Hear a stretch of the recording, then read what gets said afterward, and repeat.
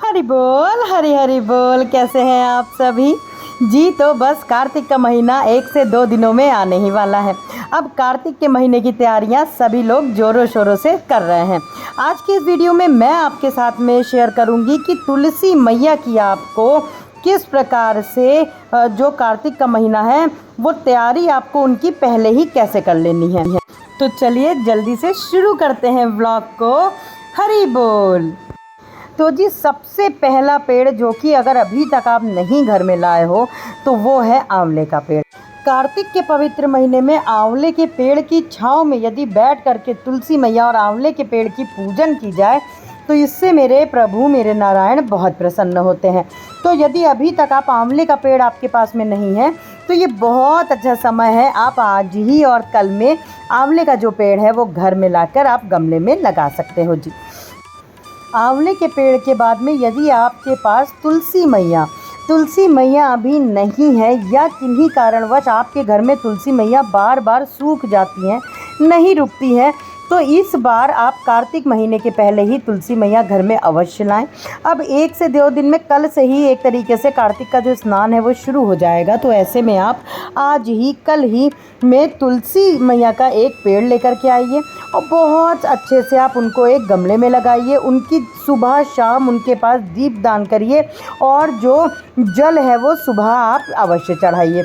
इस प्रकार से आपको यदि आपके पास में पहले से ही तुलसी मैया है तो आपको इस प्रकार से उनकी बहुत अच्छे से जो उन्होंने देखिए चुनरी वगैरह पहनी है, अब आप पहले ही आज ही सारी सफाइयाँ कर दीजिए। जो आपको एक्स्ट्रा जो लकड़ियाँ दिख रही हैं वो हटा लीजिए। जो तुलसी मैया ने ये चूड़ी पहनी हुई है आप ये चूड़ी प्रसादी रूप में खुद पहन लीजिएगा। और जितनी भी आपको लगता है कलावा बंधा हुआ है या चुनरी पहनी हुई है मैया ने तो आप वो सारी ही चुनरी वगैरह सब हटा दीजिए, क्योंकि जैसे ही आप कार्तिक स्नान शुरू करोगे पहले दिन से ही आप तुलसी मैया को जो चुनरी वगैरह है वो उड़ा दोगे और जिस प्रकार से आप पूजन अर्चन करते हो आप वो शुरू कर दोगे। तो यहाँ पे देखिए इस तरीके से मैंने भी अपनी तुलसी मैया को बिल्कुल अच्छे से जो भी चुनरी वगैरह थी, जो सूखी लकड़ी लग रही थी वो सब मैंने हटा दिया है। और सूखी लकड़ी का तो चमत्कारिक दीपक बनेगा वो भी मैं आपके साथ जल्दी शेयर करूंगी। तो इस प्रकार से आपको पहले से ही तुलसी मैया की सारी तैयारी कर लेनी है। इस तरीके के देखिए छोटे गमले में आप एक नई तुलसी मैया भी आप लगा सकते हो और एकादशी को सत्यनारायण भगवान की पूजा के दिन आप इनको मंदिर में भी ले जा सकते हो। तो तुलसी मैया के पेड़ के बाद और आंवले के पेड़ के बाद में अब आ जाता है भोलेनाथ बाबा का ये शमी का पौधा। शमी के पौधे में भी आपको कार्तिक के महीने में दीपदान अवश्य करना है। शमी का पौधा हो गया और बेलपत्र का पौधा जो कि भोलेनाथ बाबा को मेरे हरि के हर को बहुत प्रिय है। अगर अभी तक आपके पास में नहीं है तो आप इस प्रकार से गमले में ही ला करके घर में लगा सकते हो।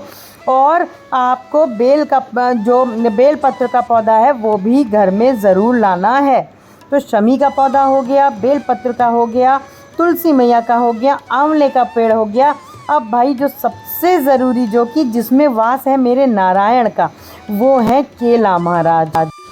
केला महाराज को भी अवश्य यदि आपने अभी तक का घर में नहीं लगाया है तो तुलसी मैया के साथ में आपको इस प्रकार से केला महाराज को भी कार्तिक के महीने में लगाना बहुत शुभ होता है। आप ये तो यदि अभी भी आपके पास में इनमें से कोई भी पेड़ नहीं है, दिव्य पेड़ नहीं है, तो ये इन 5 दिव्य पेड़ों को अपने घर में अवश्य लगाइएगा और कार्तिक के पहले ही लगा लीजिए जी।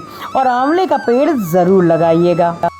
तो यदि अभी तक इनमें से कोई भी दिव्य पौधा आपके पास नहीं है तो देर ना करिए, आज और कल में आप ये ज़रूर लगा लें।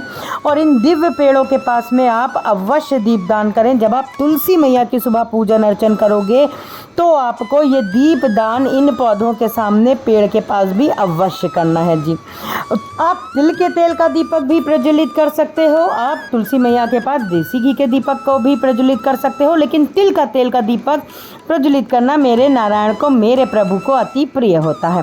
तो ये था कुछ आज का वीडियो। यदि आपके पास में, मैं फिर कहती हूँ, ये पेड़ नहीं है तो आज और कल में ही ले आए जी। दिन बहुत अच्छा है। तो आज के लिए बस इतना ही। मिलते हैं अपने दूसरे ब्लॉग में बहुत जल्दी। हरि बोल, हरि हरि बोल, राधे राधे जी, हरि बोल।